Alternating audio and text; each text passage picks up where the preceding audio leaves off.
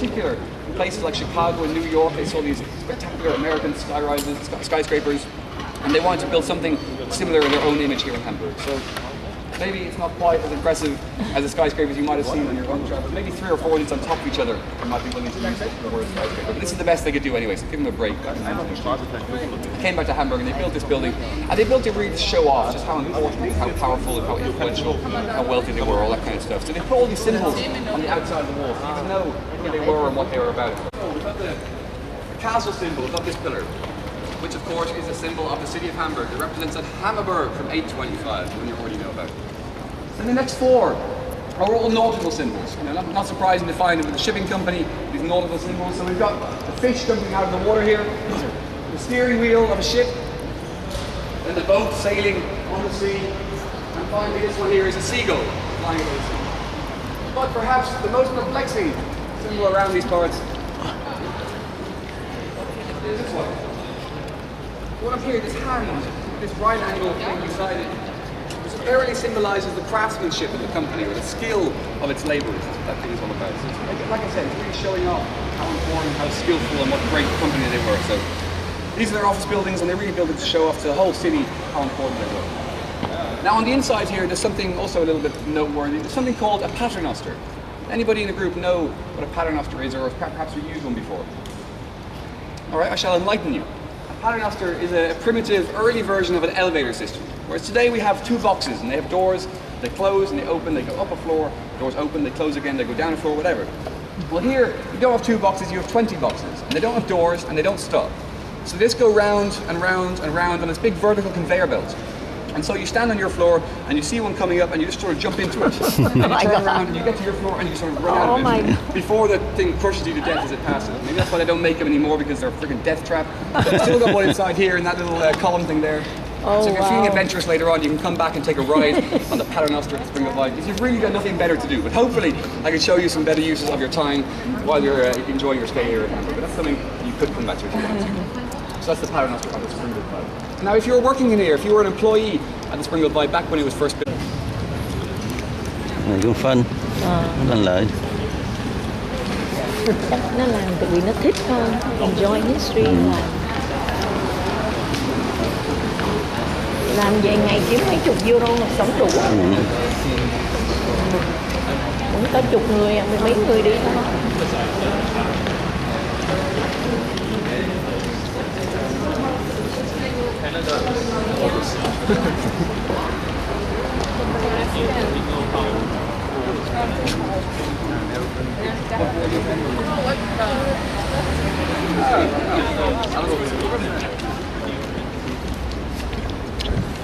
Is hear me okay back there? Yeah. If at any time today you can't hear me, just stick up a hand, or if you can't understand me, stick up a hand. I'll try and speak louder or slower or more clearly, whatever is needed.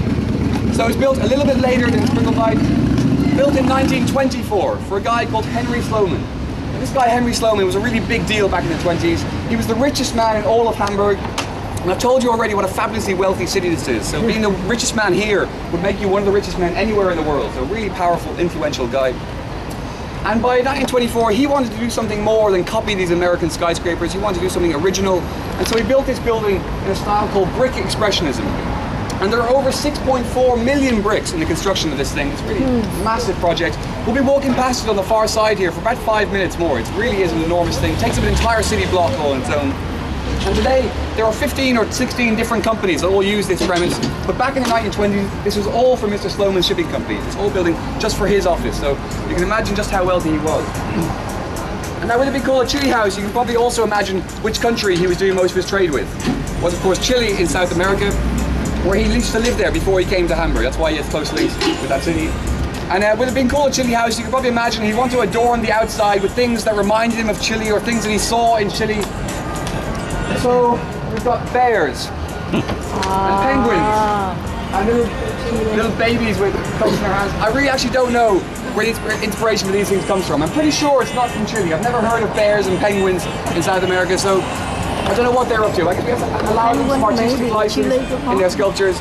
They did at least get one thing right. That's the condor here on the end of the building. That is, of course, the national bird or the symbol of Chile is the condor. So that's why that's there on the corner.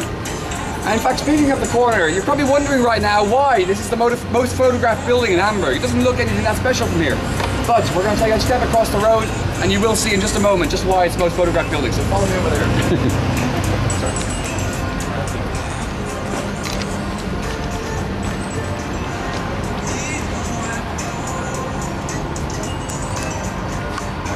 Brick expressionism is supposed to be expressing. Oh. It's obviously the shape of a ship. Yeah. Bow formed by the sharp corner here, sweeping out to the stern at the back. So it's a pretty impressive structure. And this corner, in fact, behind me, has the marvelous distinction of being the sharpest corner in all of Europe. Wonderful title, the pointless accolade. But there you go. Snap away a picture of Europe's sharpest corner. And if at any time today you'd like me to take a picture for you, just ask. I'm always happy to do that, okay?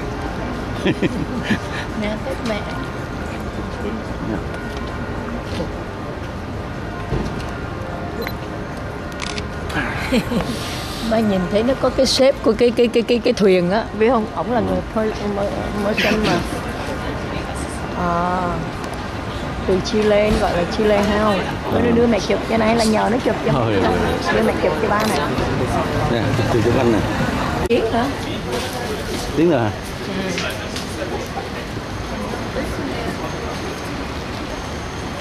Nãy nó đi lúc 10:30 đúng không?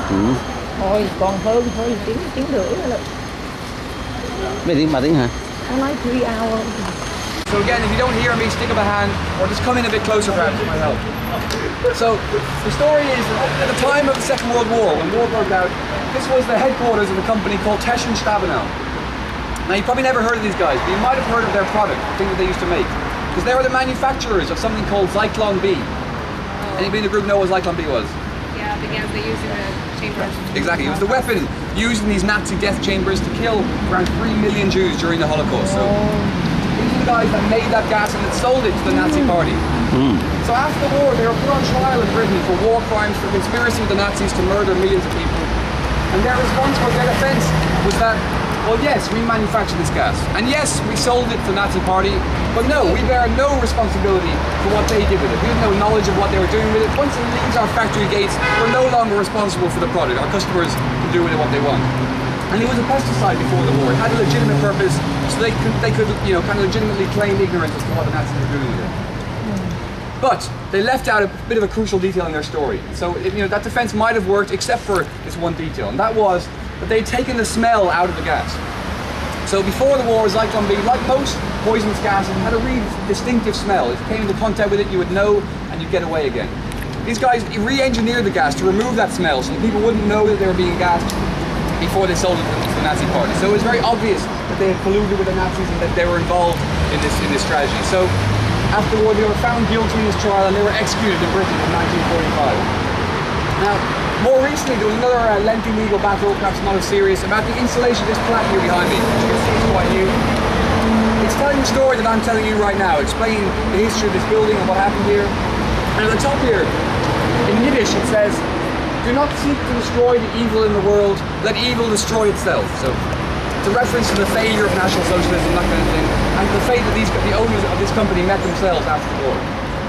But I said there was a lengthy legal battle about it. The people who work here today, including the owners of this lovely chocolate museum right beside us, they weren't too happy about having this thing on their walls, being reminded of this horrible dark story every time they go in and out of work. And so they were protesting.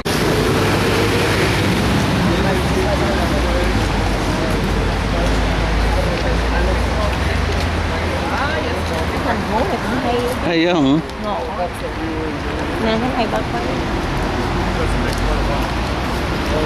Searching for a station, trying to find something that's bearable. Try 91.7. The rest of them are pretty terrible. 91.7. 91.7. Nó có một cái station thôi, anh muốn nghe đi.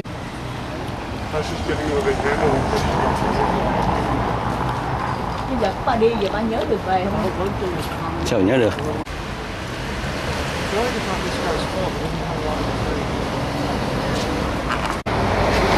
Pretty recent phenomenon. We're not going to do a stop there, surprisingly enough.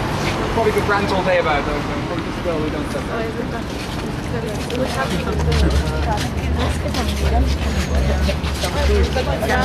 Actor gì đó. Thằng đó là Scientologist.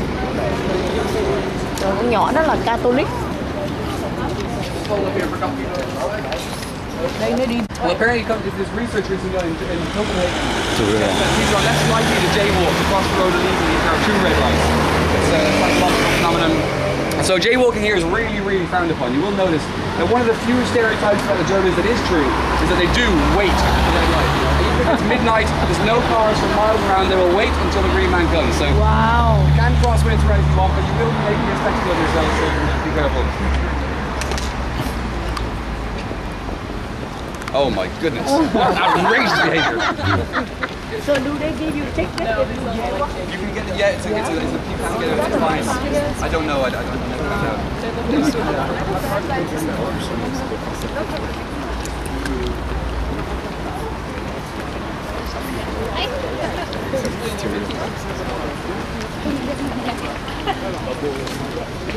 Well, listen folks, we're just under halfway through our tour.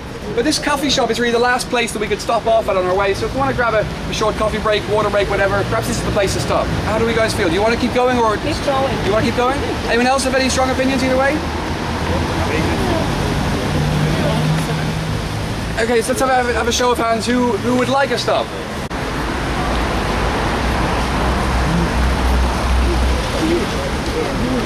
Yeah. Có halfway à?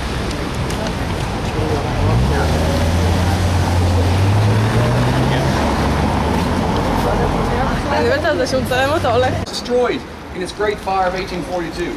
Now I think what I actually said is it was burnt down in the Great Fire, and then I corrected myself and said it was destroyed in the Great Fire. And the reason for that distinction is that it wasn't actually burnt down. What really happened is that the Great Fire started some way over there, and we're going to see the site, the start of the fire later on. But it was coming this way. The wind was blowing it away from the Elbe in towards the city centre, towards all these magnificent buildings that we've already seen in our tour.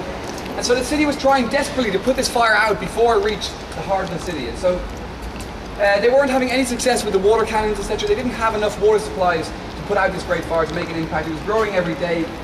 And so they had to come up with another idea. Perhaps you guys want to come in a bit closer. I feel like I'm shouting miles away there. And so they had to come up with another idea. So someone came up with a bright idea. Well, what we need to do to kill this fire is take away its oxygen. If we can take away the fuel, the fire will die. And they said, okay, well that's great, but how do we take away the oxygen? And he said, well, we'll create a great big explosion. And that'll suck in all the air, and all the smoke and dust coming out from that will somehow help to extinguish this great fire.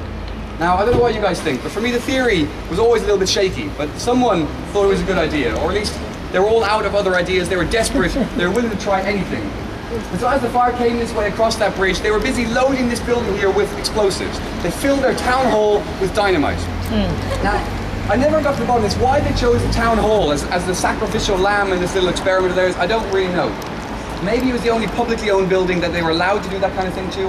I'm not quite sure. But anyway, that's what they did. They filled their town hall with explosives, and as the fire came across the bridge and reached this part of town, they detonated the rat house, blew it to smithereens, and as the dust settled and the smoke cleared, they waited to see if their grand experiment had worked. Of course, it didn't work. It went all the way past here. The fire went straight up to the Petrikirche, the very first church that we saw at the beginning of our tour.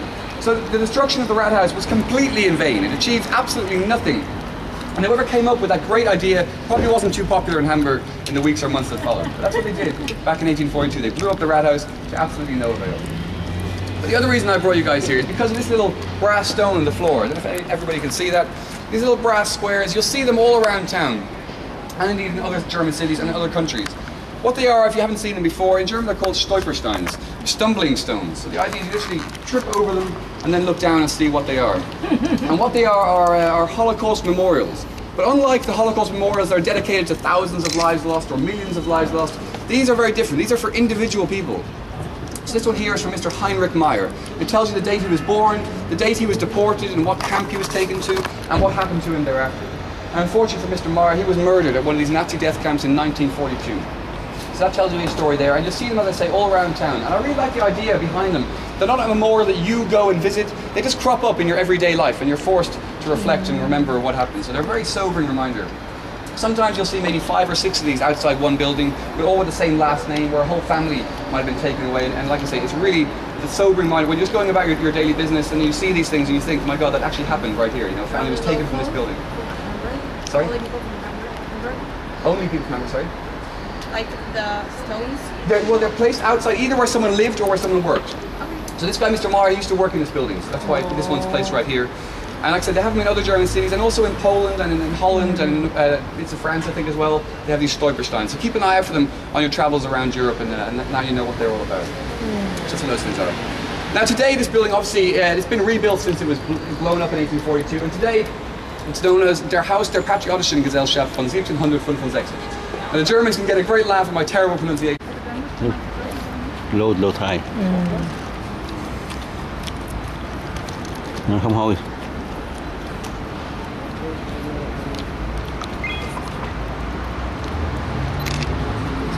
Này cũng mean something. Muddy water behind me. This is called the Nikolai Key. This one comes off the Elbe River, which is around the corner there that way. Elbe River. And so it flows under this bridge here. This bridge is called the Trostbrücke. Like I said, one of the most important bridges in the city for a couple of reasons. The first reason is it's called the Trostbrücke because the Trostbrücke means bridge of solace. And so it's given that name because this is where condemned criminals would receive their final blessing before being executed. So if you're a criminal here in the 18th century, you would have been tried in the old city rat house, then marched, if you're found guilty, marched onto the bridge, had your final blessing by a priest, and then taken out of the harbour, had your head chopped off. So lovely a bridge that it is, I'm not sure how much solace I would have taken from it if it had been me on that journey, but there you go, that's why it takes that name. It's also one of the most important bridges for another reason. It joins those two halves of the city. And so the things I wanted to point out while we're here, one of them, or rather two of them, are these buildings either side of the bridge here, these red brick buildings. And these are two more contour houses, counting houses, but they don't have the crazy architecture of the one we saw earlier because they're from a bit earlier in history. They're from the 19th century. But that's why I draw your attention briefly to the symbols that we find on these buildings again. So right up here on the right hand side, you can see the big ship at the central mast. Very unsurprising to find that on a shipping company. But draw your attention across to the other side and tell me if you can see what symbol they put on their building. Dog, more specifically, it's a poodle. Genau. Yeah. So what's a poodle doing on top of a shipping company's office? You might well ask. The answer is, this place is called a Lightshop. It used to belong to a guy called Mr. Lights. And Mrs. Lights, his wife, used to wear her hair in a very distinctive style, up at the top of her head in a little bun, in a way that he felt made her look a little bit like a poodle. And a much braver man than I was Mr. Lights. He actually nicknamed his wife the Poodle and put this thing up on his building so that everybody coming in the office, his friends, his colleagues, and all the business people he wouldn't even know would see this statue and find out this lovely story behind his wife's nickname. In fact, he went one step further, and all the company's ships, all the ships in their fleet, the names of each ship began with the letter P, another tribute, another reference to his wife, the Poodle. So it's kind of a cute story, but I never found out how Mrs. Lights felt about all of this, being compared to a dog and having everyone come into the building know about it. But anyway, that's what he did, a very, very kind being, Mr. Lights. Alright, one more thing to talk about while we're here, and that's this little metal plinth in the water behind me here. Come over the wall and have a look at that. You can see all these coins on top of it. Oh.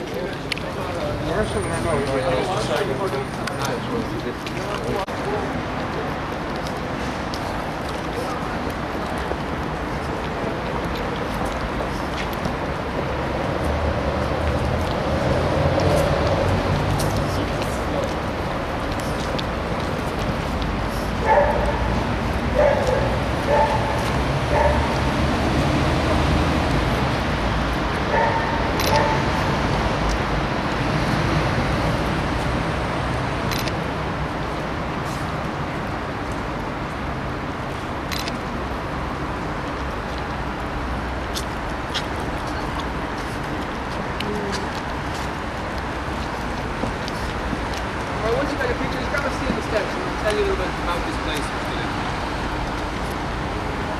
So this place is called the Nikolai Kirche, Church of St. Nicholas. Today it's more often referred to as the Mahnmal St. Nikolai, the memorial. And that's because St. Nicholas is the patron saint of sailors and merchants, a really important guy, remember with naval merchant history. But the Church of St. Nikolai is also, probably more than any other building in town, has had it really, really tough over the years. Now it was first built in the 12th century, but made of wood. So it burnt down fairly shortly thereafter. Rebuilt in the 13th century, and then that one burnt down in the Great Fire of 1842. Rebuilt for a third time, finished in 1876. What you can see here behind me now is what remains from that construction in 1876. And it was designed by a British architect, a guy called Sir George Gilbert Scott. You might have heard his name before because he designed the Albert Memorial in London, one of the really iconic buildings in the London city centre. But perhaps his grandson is even more famous, and you'll definitely know his work, because he designed the red phone boxes that you find all over the United Kingdom. They were designed by the grandson of the guy who designed the Nikolai Kirche. It's a great architectural family pedigree there. And I say it was finished in 1876, and when it was finished, it was the tallest building in the world. 2 years, this tower here at 155 meters tall is the tallest building in the world, right here in Hamburg. But sadly, it's that height that made it such an obvious attraction, obvious target for the bombers flying over Hamburg during World War II, and that's what's responsible for the destruction that you see around today. So it makes the perfect time to tell you a little bit more about what happened in this city during the Second World War, so I'll begin doing that now. So I told you that around 60% of the city was destroyed by Allied bombings during World War II. Well, I didn't tell you that the vast majority of that damage took place in a very, very short space of time, in just 8 days. There's a July bombing raid of Hamburg called Operation Gomorrah, and the Allies sent thousands of planes over the city for these 8 days. In fact, 17,000 planes crossed the skies over Hamburg over these 8 days. 17,000 planes crisscrossing the skies day and night. And between them, in this 8 days, they dropped 101,000 bombs and 1.6 million firebombs. A firebomb being an early kind of version of napalm, a liquid kind of fluid stuff. So the numbers are really astronomical. It's hard to get your head around those kind of numbers that big, but just imagine fire falling from the skies day and night, every minute of every hour of every day for 8 days straight. Something really incredible to imagine. And really the vast majority of the damage that was done was not really by the bombs themselves, but by all the fires that these bombs started and the fires from these firebombs. So after a couple of days, these little fires everywhere around the city, they started linking up, growing into bigger fires and joining up again, turning into much bigger fires. And eventually, by the end of these 8 days, the entire eastern side of the city turned into something like an open-air blast furnace. Temperatures in the middle of this fire got up to over 800 degrees Celsius. Hot enough to melt glass, melt the streets, melt brickwork, melt concrete. And the flames in the middle of this fire got up to, I think this is for me the most incredible statistic or fact that you'll hear on the tour today. The flames in the middle of this terrible fire during the Second World War, during this 8-day bombing raid, were twice the height of this tower behind me. It's a pretty scary thought to imagine a fire that powerful. It gives you some idea of just how awful the war was, especially here in Hamburg. It was one of the worst affected places. Of course, we hear so little about the bombing of Hamburg. Certainly if you live outside of Hamburg or outside of Germany, you'll know very little about the bombing of Hamburg. History, of course, is always written by the victors. We never hear as much about Hamburg as we do about Birmingham or Coventry or London in the UK, which are much more famous for this Blitz bombing campaign during the Second World War. But certainly what happened here was on a par, if not worse than anything that happened in the United Kingdom. And 50,000 people died in the city during 1943 as a result of these bombs. 50,000 people, and of course most of the men of military age were away fighting the war at the various fronts. So most of these casualties were innocent people, women, children, old people, etc. People who weren't involved in the war effort at all. So real tragedies that happened here.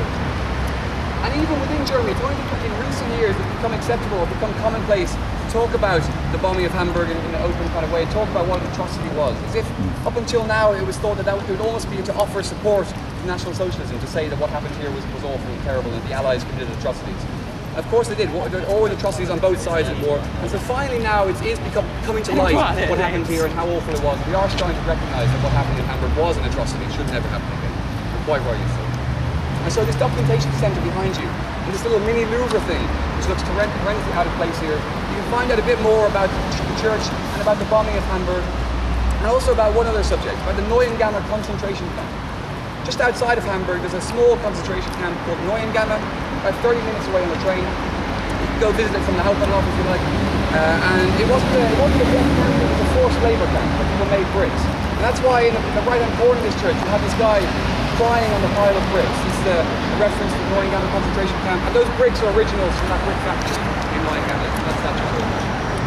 So you can find out more about that, about the church, and about the bombings, all that documentation centre if you want to go back later on. I think it's €2 to go inside. And there's some great aerial photographs of the city, so you can see before and after the bombings what the city looked like, and you get some idea of the devastation that was caused.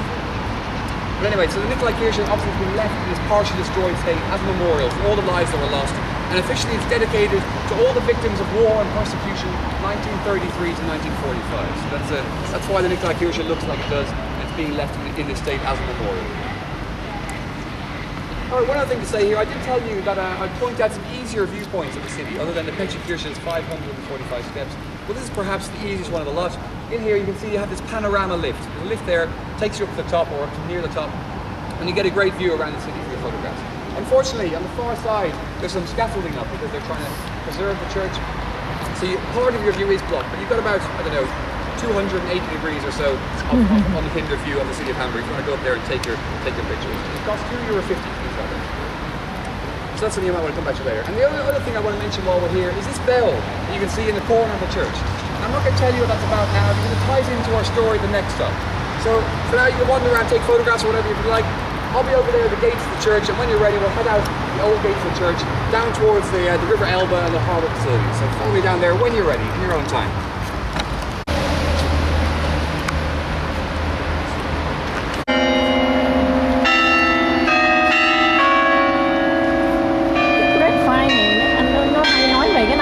Fire này nè, it's burn down.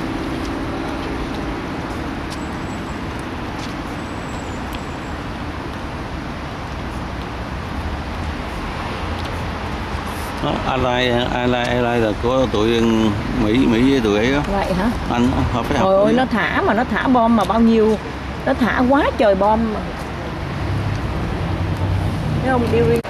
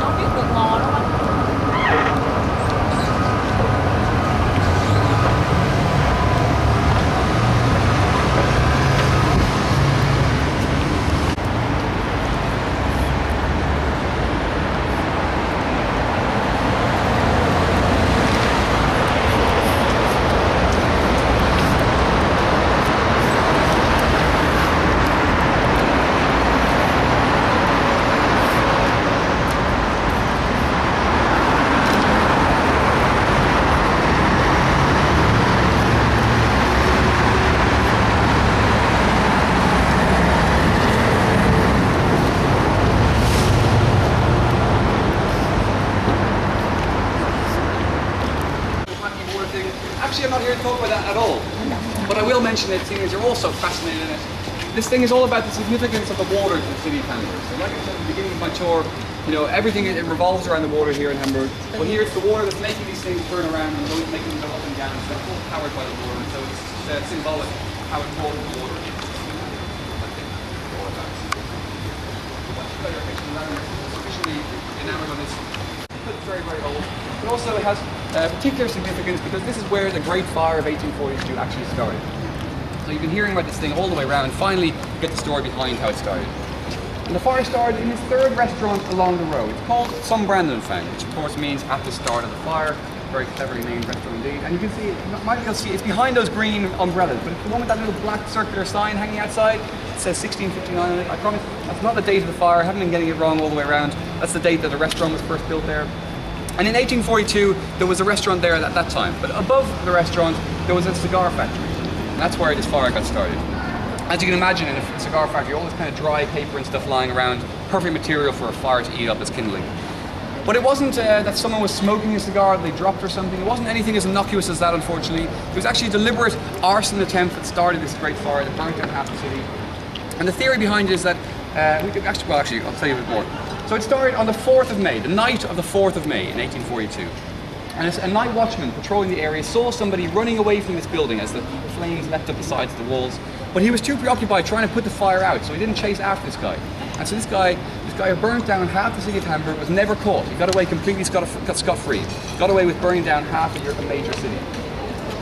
And so, but the theory though, we think it was probably a former employee of the cigar factory. because the guy who ran this place was really a really unpopular guy in town, worked his employees really hard and paid them very little, and they worked in really bad conditions. So it was a very unpopular boss, and it's thought that it was perhaps a former employee coming back to get their own back on their old boss.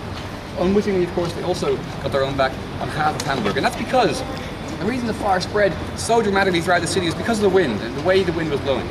So come with me now down into the alleyway, and from the back of the street you get a great perspective on the buildings either side of St. Brendan Fang, and you can see really clearly how the fire started in one place and spread one direction. So come with me down the alleyway and you'll see what I'm talking about. Mấy cái ceiling này nè, nó chạy xuống chạy lên.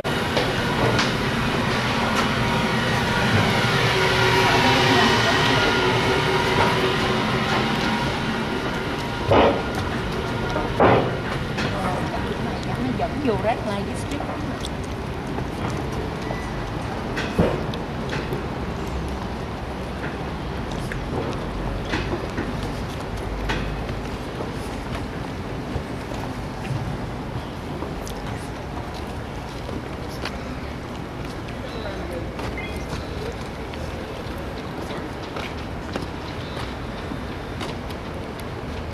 So we're back actually on the Nicolai fleet again. It's the same piece of water that we were throwing our coins into earlier on the Trustbrücke. Same piece of water winds around the corner back there. And it flows down from the Elbe River, just beyond that bridge. That's the Elbe River I've been talking about all the way around. This big river that goes out to the North Sea. It's just out there beyond that bridge. Back to St. Brendan Fang, back to the fire. I told you that the wind was blowing. That was really crucial to how the fire spread. So have a look at these buildings. St. Brendan Fang is this brown painted one right here. You'll have a look at the buildings either side and tell me if you can guess which way the wind might have been blowing on that night, the 4th of May, 1842. Of course, it was from my right hand side across to my left hand side. You can see everything to the left is St. Brendan Fang, all these lovely old 18th century red brick warehouses. Everything to the right is all modern plaster and glass and all that kind of stuff. Shame that what they built thereafter wasn't as pretty as what was there before. It's usually the way these things go, sadly. But it does give you a really clear picture of how strong that wind must have been, because just one building to the left of St. Brendan Fang is left completely untouched, whereas half the city in the other direction was burned to the ground. So obviously the wind was really important. And if the wind had been blowing the other direction by chance, we would probably not be talking about the fire at all. It would have been the minor fire of 1842, because it would have gone, what, 10, 12 buildings, and then it hits the Elbe River and there would have been nowhere to go. So it would have been not such a big deal at all. But because of the way the wind was blowing, it turned into this terrible fire that destroyed half the city centre. So there you go. So I said it started on the night of the 4th of May. But the next day, the 5th of May, was Ascension Day, which is a Christian holiday. And so there was a service held in the Nicolai Kirche that morning, which you can see just there. That's the Nicolai Kirche we just visited. But by that afternoon, less than 1 day after the fire started, around 13 or 14 hours after the fire started, the fire had spread already from here all the way across to the Nicolai Kirche and burnt that church to the ground that same day. And it said that the bells of the church tolled one last time, all of their own accord, before the tower collapsed to the ground. And that's why you have that bell in the courtyard of the Nicolai Kirche. I told you that would tie into our story at the next stop. So that was the 5th of May. And then over the next 2 days, it spread all the way throughout the city centre. We know past the old Rathaus, where they sadly blew it up trying to stop it to no avail, and all the way up to the Petrikirche, the first church that we saw. I told you at the Jakobikirche that one actually survived the Great Fire, and it was there on Steinstrasse that they managed to put it out finally on the 8th of May, with firefighters brought in from Bremen and Lübeck and Kiel, all these neighbouring cities. They all pitched in to help out Hamburg putting out this Great Fire of 1842. Hamburg couldn't do it alone. And I guess one of the most surprising things about this fire is that you've seen already a little bit about this. Hamburg is just crisscrossed with water. There's water everywhere. You have this Alster Lake and the Alster River and the fleets, the Nicolai Fleet here, the Elbe River, all this water everywhere, all around the city and crisscrossing it. It's surprising that fire was able to do just so much damage, but it just tells you something about the power of this fire. Once it got started with the wind fanning the flames off the Elbe River, it just got out of control very, very quickly, so it turned into a real disaster.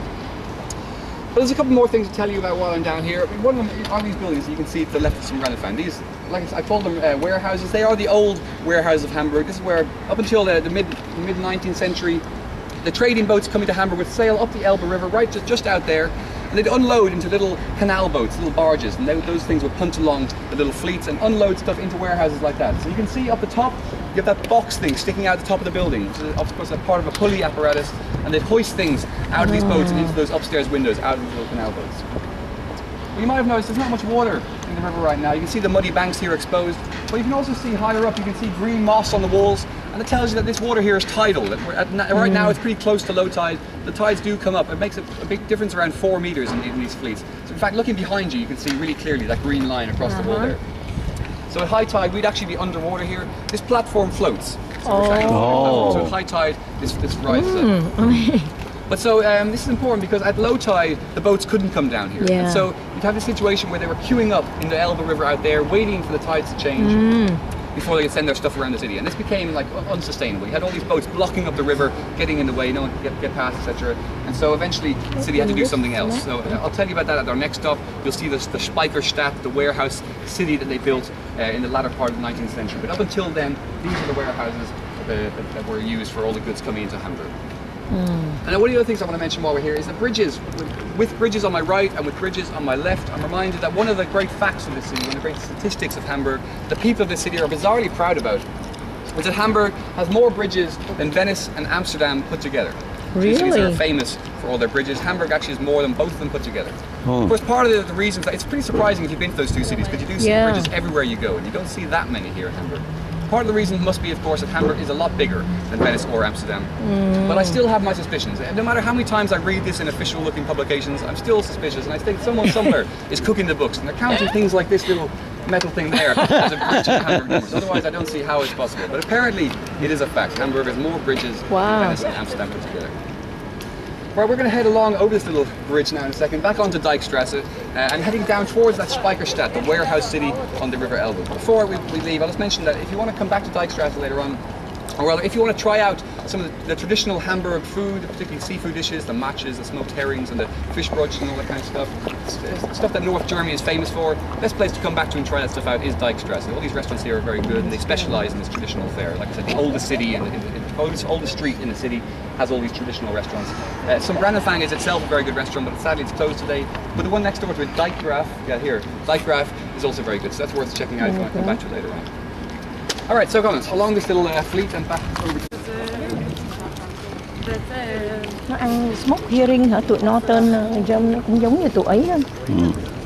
Nó ăn giống tụi sandwich. Tụi này nó đi làm nó cũng đem lên theo đó.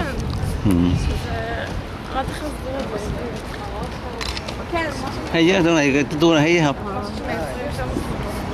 Nhưng mà họ phải biết cái history của thế chiến này kia.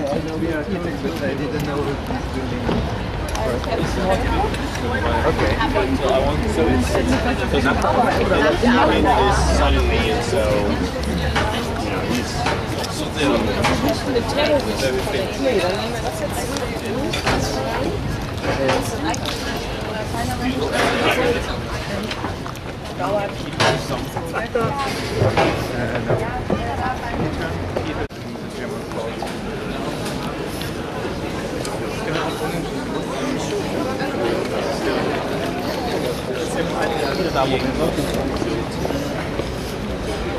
Okay. Oh yeah.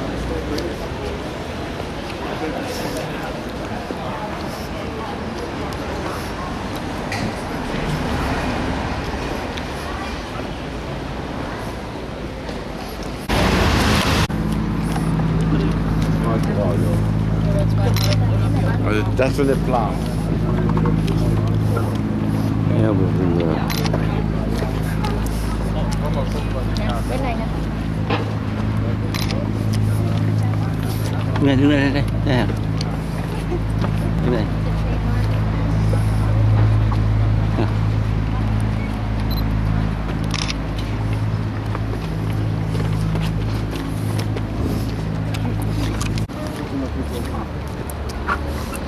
Elbe River. Elbe River.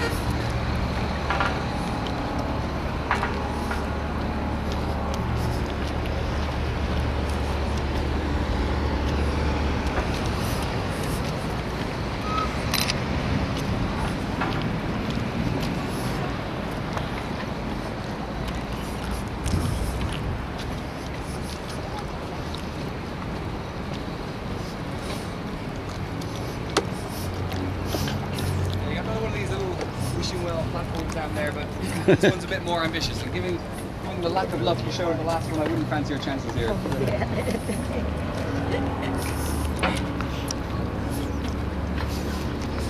But of course, there's much more than that to talk about. We're in what's called the Binnenhafen, or the inner harbour. You can see the main industrial harbour is out behind me now, all the white stuff sticking out of the water, all those cranes, etc.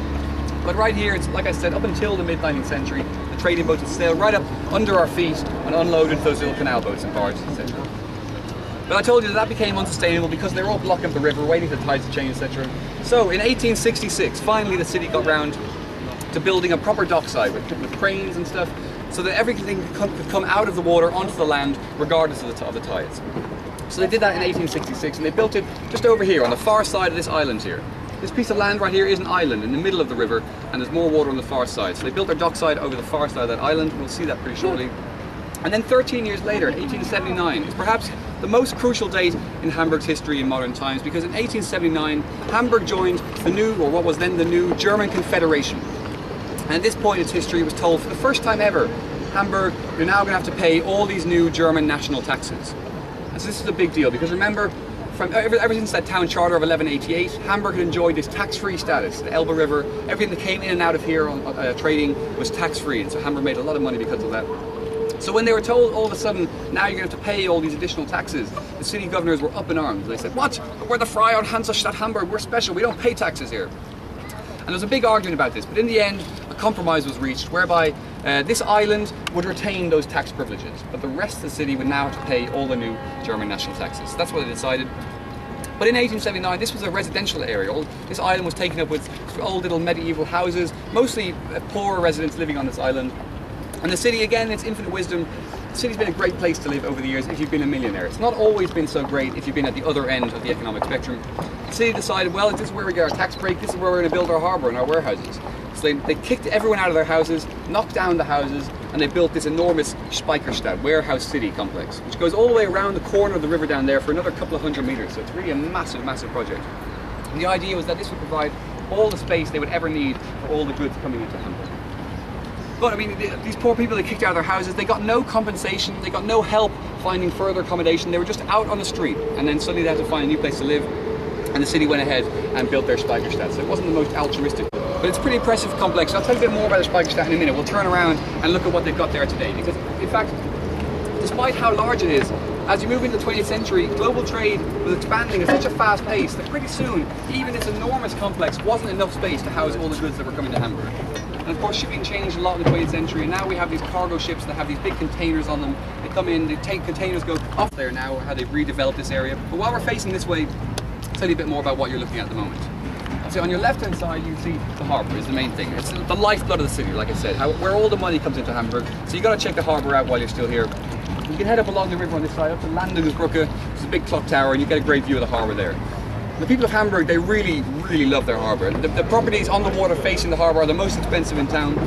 And people describe it in a very genuine and very sincere way as beautiful. You sat there with someone from Hamburg looking at the harbour and they go, it's beautiful, isn't it? And you think, well, it's kind of cool, but I wouldn't use the word beautiful, but people here are really, really enamoured on their harbour, so definitely don't criticise the harbour. It's possibly even more dangerous than criticising the swans in Hamburg. But anyway, that's the harbour. It's like I said, today it's the third largest harbour in Europe. Rotterdam, Antwerp, Hamburg. Antwerp recently overtook Hamburg to become the second largest. We used to be the second, now we're number 3 sadly. But anyway, we're still very big. 12th largest in the world. And when I first started my studying for these tours, when I decided I was going to be a tour guide in February of this year, I started reading up about Hamburg's history. And at the time I read that Hamburg was the 9th largest harbour in the world. And it's just in the last 6 months, 3 more enormous ones have sprung up in China that dwarf the harbour that we have here. So it's very clear the way shipping is going on a global scale. But Hamburg is still, for the moment, very important internationally. For example, more coffee comes through the port here in Hamburg than any other port in the world per year. Now, I don't know where all that coffee goes, because it's pretty difficult to find a decent cup of coffee in Hamburg, but apparently it passes through here before it ends up wherever it finishes its journey. Okay, so that's the harbour. So then just to the right of that, you can see that orange conical top on that building, the building with the cylindrical building with the conical top. Just behind that is Landungsbrücke, where, as I say, you can get this view of the harbour, but there's a bunch of other things happening at Landungsbrücke. One of the things is the fish market. You might have heard of this fish market in Hamburg. It's kind of a famous institution in this city, is the fish market, but it's not really famous for its fish or really for being a market. It's famous because this is where all the drunks on Saturday night end up on Sunday morning, causing this massive big scene. So what happens is the market opens at 5:30 in the morning on Sunday morning. And you've all the market sellers there shouting out the prices, trying to sell stuff, and all the normal people there trying to buy their fruits and their vegetables and their fish or whatnot. And then you've got all the drunks coming down from the riverband, 5:36, 6:30 in the morning, having had a few vodka rebels too many, causing a ruckus, getting in the way, shouting out and just falling over and just generally causing a bit of commotion. So it's quite a spectacle. If you do find yourself here on Saturday night or on Sunday morning, you've got to check out the fish market. Most likely I'll be one of the drunks causing a ruckus and getting in the way and causing commotion. Anyway, but away from the fantasy of the Reeperbahn and the fish market, of course, all these people are coming from the Reeperbahn to the fish market. The Reeperbahn is Hamburg's red light district, apparently the largest red light district in Europe. So it's bigger than the more famous one in Amsterdam. It's also the central party district, so all the normal people go down there on a Friday and Saturday night, as well as all the freaks, and there's plenty of them, I can assure you. That's where you have all the nightclubs and the big bars and the strip clubs and all that kind of stuff. And it's called the Sinful Mile, even though it's only 800 meters long, they call it the Sinful Mile, that's a slight inaccuracy. But away from the profanity of the Reeperbahn, the next thing you might notice over here is the Michel, the Michaeliskirche, the Church of St. Michael's, which is the largest church in the city of Hamburg. Because of where it is, we don't have time to fit it onto our walking tours and walk past it. But whilst we're here, I can mention a couple of things about it. One of them is that clock that you're looking at is actually the biggest, largest mechanical clock in all of Europe. So bigger than its more famous counterpart in London, Big Ben. We're just perhaps a bit further away than you normally look at Big Ben. And this tower, you can see people up there on that balcony, really tiny little people up on the balcony. So that's another one of the great viewing platforms in Hamburg. And there you can see 360 degrees around. So that might be worth checking out later on. This tower is also really famous because it has a very special place in scientific history, because this is where we learned this really important fact about our existence, that we're on this planet that spins on its axis. We learned that here at the Michaeliskirche back in the 17th century. They came up with this theory that the Earth is spinning, and this experiment to prove it was done here at the Michaeliskirche. And what they did was they dropped a marble from the roof of the church to the bottom. And they said, well, if the Earth is spinning, then the tower being so big, the top would have to be spinning faster than the bottom, right? It's further away from the Earth's center, it's got further to travel in the same amount of time, so it must be going faster.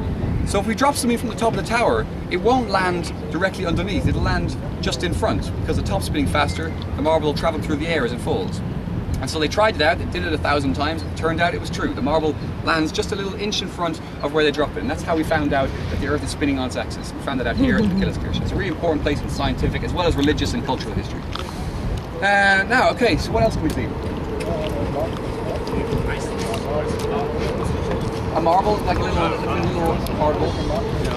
I have no idea about it. It's a great way to see the city, and you might get away from that horrible drummer over there who's making a racket. But yeah, so I recommend doing a tour on the river. It's a really nice way to see the city, especially on a nice sunny day. These guys here, they charge €15 and they go every hour, and you can see the guy with the sailor's cap over there, he's selling tickets for those. But I do have a word of warning, the tours are only in German, so if your German isn't up to scratch, it might not be very worthwhile. And there is another solution. If you want to do a cruise for a little bit less money, you can head up to Landungsbrücke, like I mentioned, that big clock tower up behind the orange dome there. And at Landungsbrücke, on the water's edge, they have a series of platforms, or brückes. And at platform 3, there's a boat called number 62. It's part of the public transport network, like the buses and the trains. So if you've got your Tages card or your day card for the travel, it's free to use these boats. Otherwise, it's $1.85 for a single journey, and they take you pretty much exactly the same route as these cruise boats. You just don't get the commentary. It's a lot cheaper way of doing it. So I can recommend that. That's my insider's tip of the day. If you want to see Hamburg from the water, head up to Landungsbrücke and take the 62. 62. All right. Well, I think that covers everything that we're looking at right here. So spin around, and I'll tell you about what's in the Speicherstadt today. Some other things you might want to do this afternoon or tomorrow. Here, first, the closest thing to us is a stage entertainment, and that's a theatre, of course. And it's a small theatre where they change their shows every week. Some of the bigger theatres in Hamburg, they have these longer running shows that go for months or even years. There's a very famous Lion King musical theatre up across the river over there near the harbour. It's been going for 10 years here in Hamburg, the Lion King show. It's really famous. People come from all over Germany to see the Lion King here in Hamburg. But yeah, there you can see a different show every week, so check it out, see what's going on tonight if you want to see a show. The next thing beside that is the coffee roasting house, or the Café Roasterij. And that is one of the few places in town where you can get one of these good cups of coffee in Hamburg. So if you're feeling in the mood for a good cup of coffee later on, pop back to the Café Roasterij, and you can also find out about the history of the beans and the journey they take to get here, all that kind of stuff. So if you're a coffee nut, you gotta check that out while you're still here. But the main thing that I want to point out, the one I really would recommend and push on everyone, is the Miniature Wonderland. Or the Model Eisenbahn, which is the third thing in this building, just after the center point. See where the bit sticks out? Just after that is the Miniature Wonderland. There's a little door just after that center point. It's called the Miniature Wonderland, and it's billed as the world's largest model train railway, which I know sounds really dry and really geeky and really boring. It's probably almost definitely a little bit geeky, but it's also really cool. They've hidden like the detail in there is amazing. They have these whole miniature worlds. They have miniature Vegas and like a miniature red light district and miniature football stadiums and miniature music festivals with little miniature people throwing up in little miniature porta cabins. Like the detail is amazing, and everything's handmade, hand painted, hand designed. It's 8 guys who started this thing up and run it today, and the number of man hours they put into this project is astronomical. Thousands and thousands of man hours. They're really obsessed with what they do, and it really shines through in the quality and the detail and stuff. Another example of the detail, that they have little miniature petrol stations with little miniature electronic petrol prices, which are linked live to the real prices at the real petrol stations. So when they change in there at exactly the same time. So like it's amazing. Like and yeah, I really recommend it. They give you a little card of like funny things to find as you go around, hidden amongst all these scenes, and you have a bit of a good time with your mates, pointing them out and having a laugh about it, etc. So that's worthwhile. Maybe it's a bit too hot for that right now, but maybe if it gets cooler later on or tomorrow, it might be worth checking out. They're open till 7, but you have to be in before 6 o'clock, and you can easily spend 2.5 hours wandering around there if you felt like it. So that's the miniature Wonderland. And then the last thing on the block here is the Hamburg Dungeon, where you have like a guide. The dungeon is like an underground prison, and so it's like sort of dark and dank and horrible, and you have this ghoulish kind of guy who takes you around and turns around every now and again, scares the crap out of you. So if you like that kind of thing, go along to that. And they teach you some of the the old stories of the city, how these characters died, these grisly deaths, and gruesome tales, all that kind of stuff. So if you're into your kind of dark humour, then check out the Hamburg Dungeon as well, worth a look. Alright, that's pretty much everything that we can see right now. So we're going to head across the bridge, and we're heading towards the last stop in our tour. Oh, I know you're all very disappointed. You'd love to spend another 2.5 hours wandering around town with me. But all good things must come to an end, including my tour. So we're heading towards the last stop. It's called the Hafen City, or the Harbour City, and it's the largest urban development project in all of Europe right now. So come across the bridge with me and check that out.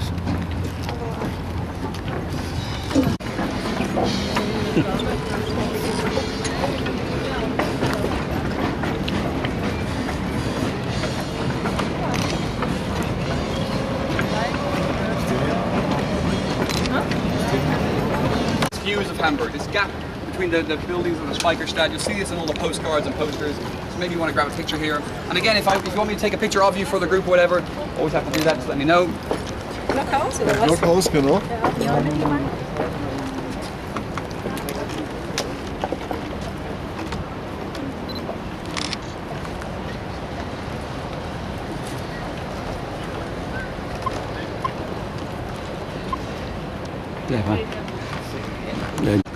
Well, one other thing while I've got you stopped here, gather around me here, I'll point out something that's behind me on the bridge. You can see all these padlocks here. You might see it on other bridges around town, and maybe they have this tradition in other cities, perhaps where you're from, I'm not sure. But here in Hamburg, the tradition is, on Valentine's Day, couples come down to these bridges, and they have their initials or their names engraved on these padlocks. They lock them to the bridge and they throw the keys into the water. It's symbolic of their never-ending, undying love, all that kind of stuff. But there's a couple of funny stories to be told about it, because near my house there's a bridge that has a particularly scenic view across the lake at the city centre, and so it's a very popular place for couples to come and carry out this tradition on Valentine's Day. But every year the bridge gets completely covered in padlocks. Every single centimetre is taken up. You couldn't possibly fit another one on.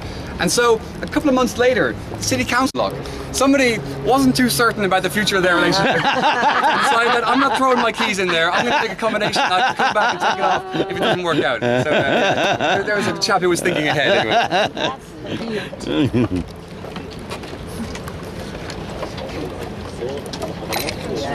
Maybe it's already gone, yeah.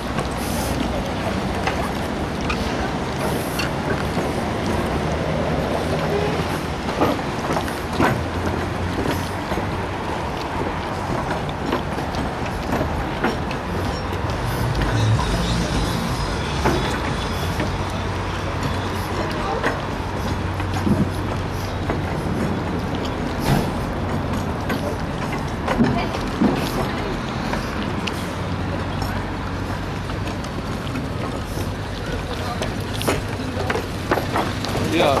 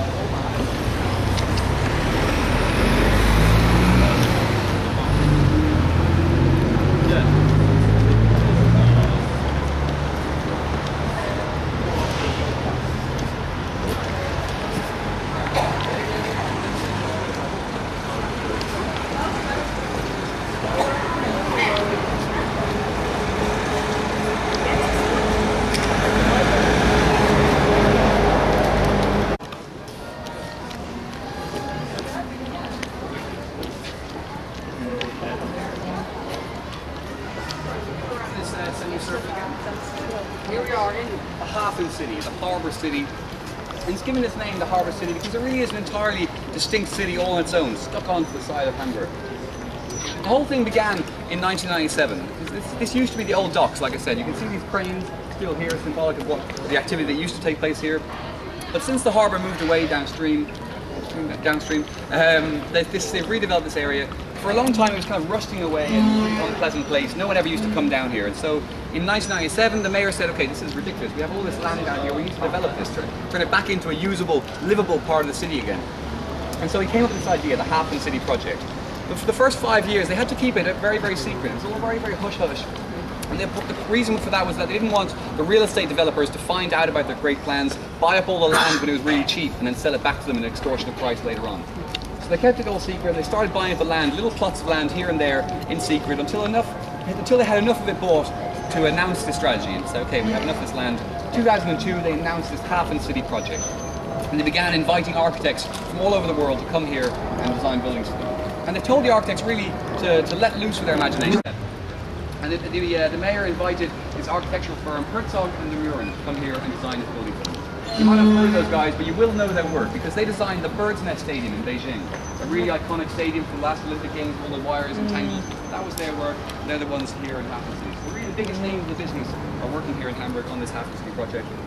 And so they came here in 2007. The mayor said, listen, we want this new state-of-the-art concert hall, the highest grade acoustics in Europe, and we want it to be like a new symbol, a new emblem of the city of Hamburg, something that people can really unite behind, something I can put on all my postcards and posters, etc. And they said, okay, sure, no problem, we'll go away and design something for you. What's the budget? And he said, 77 million euro. We want the very best of the best. They said, okay, cool, no problem. So they went away and they came up with this design. They came back a couple of months later with this design on paper, and the mayor said, oh, it looks great, looks fantastic, go ahead, start building. And I'll pause the story there because I really like the design too, and I'll tell you a little bit about it. First of all, you can see the bottom half, this red brick half. This is one of these Speicherstadt warehouses. So they've kept that intact and they built all their new modern stuff on top of that. So I like how they preserved that bit of Hamburg's history of this part of town. And then secondly, the glass thing itself, you might have noticed or you might not have noticed, that the whole thing is in the shape of this Hammerburg castle that we saw, the same symbol that we saw on the walls of the Springelfight, that castle with the big arch in the middle. See here, you got that dark arch in the middle and the turrets left and right. The whole thing is designed in the shape of the castle when viewed from our side here.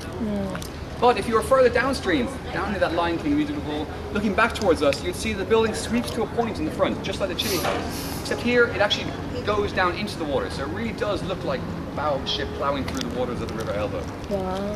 And finally, you've got these glass windows, those curved panels. They're designed to reflect the light in unusual ways and to look like the ripples on the water. So again, everything's about the water in Hamburg. The building shows it off in a number of ways. So I think the design's really cool, really specific to Hamburg. They've really got a lot of the local history and culture into the building, so I think that's really cool. And so the mayor said, yeah, this is great, go ahead, start building. And this is where the story gets interesting, because Herzog and de Meuron said, okay, but we'll need some money for the build then. And the mayor said, well, what do you mean? We gave you 77 million euros, remember? And he said, yeah, but that was the design budget, right? And he said, no. So they spent 77 million euros just drawing pictures, essentially, of this building. So they came back looking for money to actually build it, and the mayor very reluctantly extended the bill to 250 million euro, €250 million. That's how much Herzog and de Meuron said that they would need to build this. They said, okay, well, we really want this Elb Philharmonic project to work, so okay, go ahead. But it's got to be the best concert hall the world has ever seen. It's got to be finished, weeks before the deadline, and the deadline is the 1st of July, 2010. So, yeah, as you can see, that deadline came and went. They didn't make it. So the guy came into the mayor's office again in 2010, and the mayor said, well, how's my concert hall? Is it ready? Is it the foremost acoustic centre in all the world? And the guy said, well, it will be. But there was a couple of problems, a couple of things went over deadline, a couple of things went over budget, and, well, long story short, we're going to need another 200 million euro and another 2 years to finish it. So the budget, so the mayor was shocked, obviously, but at this point, he had already committed 250 million euro into this project. Bear in mind, of course, everybody, this is public money. This is the people who are living, working in Hamburg, paying their taxes. They're the people funding this thing, so it's become a very controversial topic. This isn't privately funded, it's publicly funded. So, yeah, very, very controversial, very sensitive topic. But the governor, he was committed. The mayor, he'd already spent 250 million. He couldn't back out now and leave it half built. It would, ruin his mayoral campaign for next year. So he decided to keep going, to give them another 200 million euro in the hope that they could get it finished, and it would, be such a dramatic showpiece that everyone would forget about all the money that was spent on it. So we gave him that money. That was 2010, and he extended the deadline for another 2 years to the 1st of July 2012.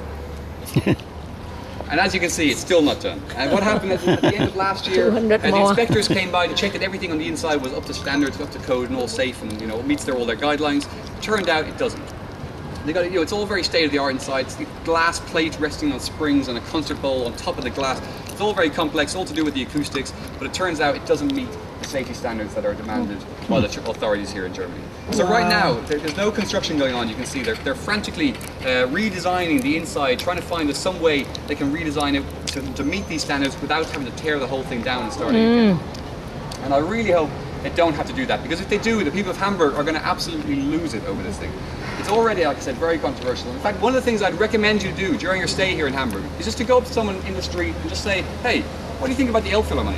And then maybe just take a step back in case they start going mental, because like I said, it's very, very controversial. Oh, the government wasting my tax money and like all this kind of stuff. So it's in the papers every other day. If you have a look at a newsstand as you pass, you might see a headline about the Elbphilharmonie.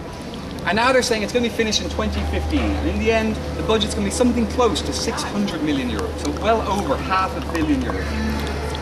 And hopefully it will be, great when it's finished, but it's hard not to think what that money could have been used for if it had been put to some other use. Over €500 million. Could have done a lot of good. I'm sure the concert will be cool, but yeah, it seems a terrible shame. And the government, in an attempt to pacify these taxpayers, they've promised that every child in the city of Hamburg will see a show in the Elbphilharmonie for free. Now, I'm not sure if that's going to be enough to pacify them after 7 years and 600 million euros worth of waste, but there you go, that's their plan. So that's the Elbphilharmonie anyway. Very much an ongoing story, unfolding week by week. We'll see what happens. Maybe you want to come back in 2015 and catch a show there, but given their current track record, I'd maybe wait till 2019, 2020 before you come back. The hero of Hamburg, this is a guy called Klaus Störtebeker. I'm sure some of the Germans in the group will have heard of this guy before. He's a massive hero, something like the Robin Hood of Germany, if you're familiar with that story from England. And his story, I'll tell you now, you're going to find out why the guy is such a legend. Like, if you go into a bookshop here or a DVD shop, you'll find Störtebeker movies and cartoons and TV series and books and comics and everything you can possibly imagine. There's some outlet to tell this story of Klaus Störtebeker, and this is why it's such a famous story. So it all begins back in the 14th century, in an area 100 kilometers east of here called the Duchy of Mecklenburg. Now this is where Klaus is from. He grew up in this area, the Duchy of Mecklenburg. But what was happening at the time in Europe in the 14th century is the Baltic Sea, which is just northeast of here, was turning into something of a war zone. The Queen of Denmark was on this rampaging one-woman mission to unite the whole of Scandinavia under the Danish flag. And she'd attacked and conquered most of Sweden, except for Stockholm. Stockholm nationality, and so she had Stockholm under siege with these Danish warships out in the Baltic. But now the King of Sweden at the time was a guy called Albrecht, and he was originally a German guy. He had married into the Swedish crown, and he came from this area, the Duchy of Mecklenburg, just east of Hamburg. So when his city, his country came under attack, the people of Germany and of Mecklenburg in particular pitched in to try and help him out. And one of the people who did this was this character Klaus. He was a fisherman from this area, Mecklenburg. He took to the water in his fishing boat with his friends, and they started attacking these Danish warships that were holding Stockholm to siege. A pretty reckless thing to do for a bunch of fishermen with no military training or equipment, etc. But remarkably, they were very good at what they did, and they actually managed to capture 2 of these Danish warships. So really pretty good, I don't know, like water terrorists, I don't know what you want to, much more generous, much more organized, much more disciplined, much more Germanic sort of pirates. Everything was 50-50, and then there was no questions about it. So that's how they did it. And they stole from me. Take my head. But for every man I can walk past without my head, will you spare that man? And the crowd cheers and roars, but they don't really understand the implications of the proposal. And the council come together and again they say, well, for every man you can walk past